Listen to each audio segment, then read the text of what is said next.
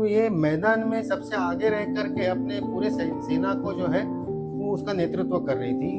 वैसे अहिल्याबाई अपने आप में एक बहुत अच्छी धनुर्धर थी। प्रजा के मतलब प्रजा उनकी प्रजा जो है मराठा साम्राज्य के विरोध में विद्रोह कर दे, ऐसी स्थिति ना हो, इसलिए वो उसका दमन पुणे में ही किया भी गया है।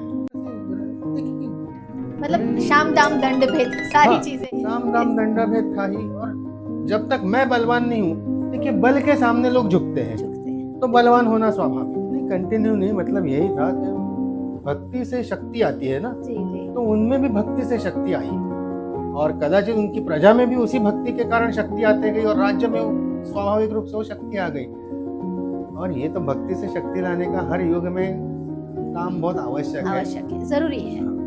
जब तक भक्ति, देखिए भक्ति नहीं है तो आप में शालीनता नहीं आएगी ना, जी जी जी आप में शरणागति का भाव नहीं आएगा, आप में अहंकार हो जाएगा। बिल्कुल। अहंकार अपना शत्रु होता है, तो उसको त्यागने के लिए ये बहुत आवश्यक उनके कार्य रहे हैं। राइट। जीवन ये एक बड़ा प्रेरणा नहीं, तभी तो आज के टाइम में भी उनको पूजा जाता है। ये बहुत लेकिन बड़ी बात है। प्रीति जी, ऐसा है कि मुझे बातों का बड़ा आश्चर्य भी होता है, दुख भी होता है। कहीं ना कहीं जानकार जो है इस विषय की, उनकी भी गलती मैं मानता। अहिल्याबाई कौन थी, ऐसा प्रश्न पूछने वाले लोग भी मुझे तो लगता है इनका जीवन चरित्र पूरा पढ़ाया जाना चाहिए।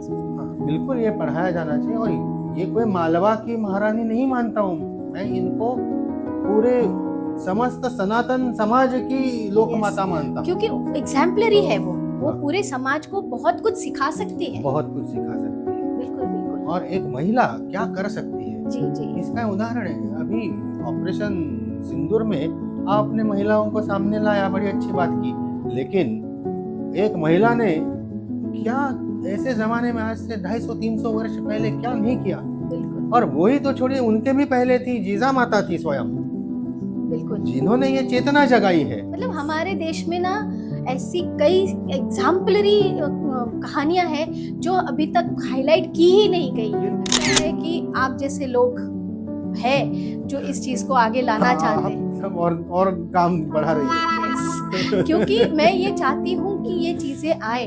देखो, किसी ना किसी को तो शुरुआत करनी पड़ेगी, और मैं जानती हूँ कई लोग हैं जो अपने अपने हिस्सों की मेहनत कर रहे हैं ये चीजों को बाहर लाने के लिए, तो हमें भी उसमें योगदान देना चाहिए।